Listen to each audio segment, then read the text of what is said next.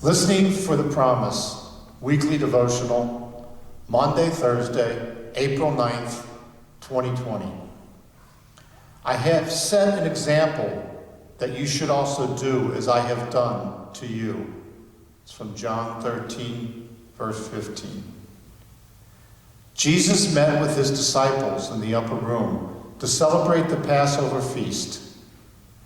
During the supper, we are told that he got up, took off his outer garments, wrapped a towel around himself, and proceeded to wash the disciples' feet. The washing of the feet was a necessary task at any social gathering, for most people at the time either went barefoot or wore sandals.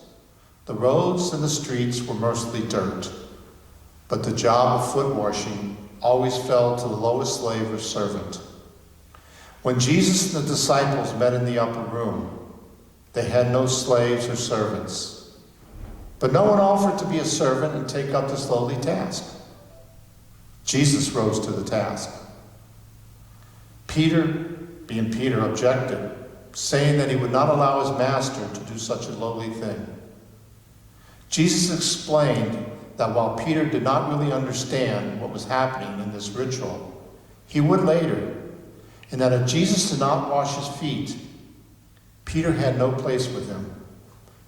And Peter, of course being Peter, who he was, being brash and somewhat impulsive, then said, "Lord, not only my feet, but also my hands and my head."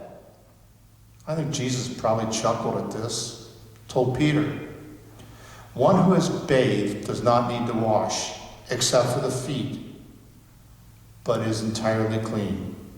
And you are clean, but not all of you." The "you" in this statement is plural in the Greek. When Jesus said that not all of them were clean, he knew the one who was about to betray him.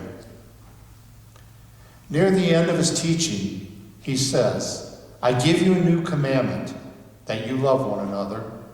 Just as I have loved you, you also should love one another. By this, everyone will know that you are my disciples, if you have loved for one another. It is my new commandment." Jesus is saying that we should do as he has done. We should love one another just as he has loved us.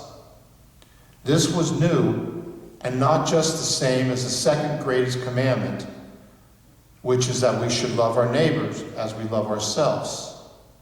This new commandment different in that the guideline is not how much we love ourselves, but rather the way in which Jesus has loved each of us. And how is that?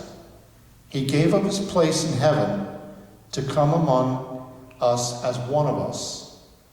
He lived a sinless life to prove that such was possible.